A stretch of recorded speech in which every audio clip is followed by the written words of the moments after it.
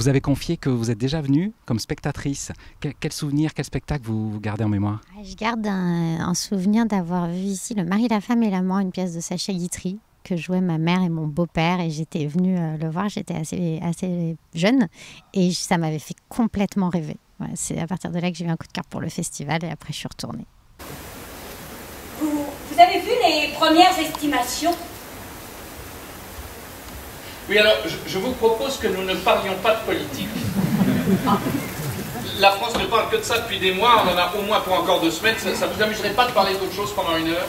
Ah, si, c'est pas grave. Enfin, si, bien sûr, on peut parler d'autre chose, évidemment. Voilà de bière. Merci. Et alors maintenant, vous revenez, votre nom en haut de l'affiche, auteur, metteur en scène, c'est complètement différent?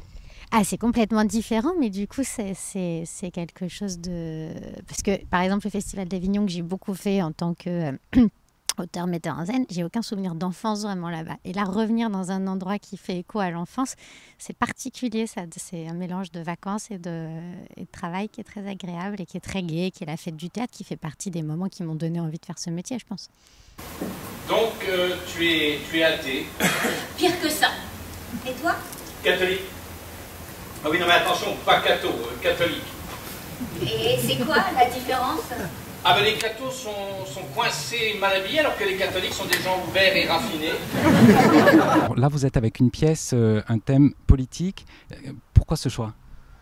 J'avais envie de raconter cette histoire, je ne sais pas pourquoi, elle était en moi depuis plusieurs années, voilà, donc cette histoire, cette jeune femme qui le soir de l'élection présidentielle rencontre un homme, tombe amoureuse de lui, elle le rencontre par hasard et se rend compte au bout d'une semaine qu'il est d'extrême droite alors qu'elle est plutôt bobo de gauche. Non, on a beaucoup discuté. Et vers 2 h du matin, on s'est rendu compte qu'on avait raté les résultats, ça nous a fait rire. Les résultats vous ont fait rire? Non, évidemment, non. Oui, c'était de toute façon la radicalisation et aussi la stigmatisation d'une pensée. Et je trouvais ça étonnant qu'à un moment donné, on dise aux gens « Non, mais ça, vous n'avez pas le droit de le dire. Ça, vous n'avez pas le droit de le penser. Ça, on ne peut pas le dire. » Et plein de gens me disaient d'ailleurs « Non, mais tu ne peux pas écrire sur ce sujet. » Mais pourquoi? J'ai dit « Non, mais c'est dangereux, on ne peut pas en parler. » Et ça m'énervait, ce politiquement correct, justement, d'où le titre de la pièce. Vous vous êtes donné rendez-vous le dimanche du premier tour des élections et vous n'en avez pas parlé? Mais non, on ne s'est pas donné rendez-vous, moi je ne l'avais jamais vu. C'est à cause de monsieur. Hein? Oui, Ah oui. Enfin, à cause, enfin, ou grâce, enfin, ça dépend où on se place, enfin, bon, bref. Le fait de figer la pensée, de l'arrêter sous prétexte que quelque chose était complètement infréquentable, c'était quelque chose qui m'interrogeait. J'avais envie d'aller au bout et de répondre moi-même à la question de pourquoi c'était ou pas possible d'avoir une relation avec l'opposé de nos convictions. j'ai rencontré quelqu'un. Quelqu'un du parti? Une femme. Une femme du parti? Non, une vraie femme avec qui j'ai passé la nuit. Est-ce que du coup, vous pensez que le théâtre, c'est un bon moyen? On peut être militant, on doit être militant avec le théâtre? J'aime pas trop l'idée du théâtre militant, voilà, spontanément, en tout cas comme ça. Je crois que je suis d'abord partie d'humain, plutôt que voilà, si j'avais voulu faire de la politique, j'aurais fait de la politique, j'aurais écrit un tract pour ou contre des idées. Ma question, c'était d'essayer de comprendre, et de comprendre l'autre, et de comprendre ce qui était différent. Tu me trouves à l'ouest? Eh bien évidemment que je te trouve à l'ouest. L'extrême droite est au second tour et toi tu me parles de ta vie sentimentale. En attendant, moi je suis pas les voter blancs. Oh, mais je ne voterai pas pour un système auquel je crois plus, enfin. Mais on n'a pas le choix. Mais pourquoi pas? Et ce que je trouvais très théâtral au début, c'était pas le côté politique de la pièce.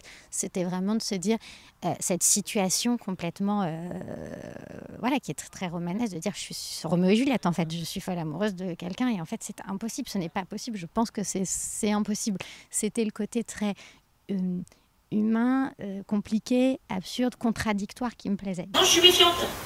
Il est emmené chez lui? Ça fait à peine une semaine. Je sais pas, il t'a présenté quelqu'un, un ami, une connaissance? Mais moi non plus, hein, je lui ai présenté personne. Mais en fait, t'as une seule preuve qu'il soit avocat? Tu l'as rencontré dans la rue, vous allez tous les jours à l'hôtel, il t'accompagne pas à la manif, et le débat du second tour, il regarde où le débat du second tour? Donc je suis plutôt partie de quelque chose qui était humainement compliqué, et il se trouve que ça a glissé vers la politique. Et après, comme j'aime beaucoup la politique, je pense que la pièce a un aspect politique, mais je ne parlerai pas de militantisme parce que je suis sûre que je n'ai pas commencé ma pièce en me disant je veux faire un acte militant et je veux expliquer quelque chose.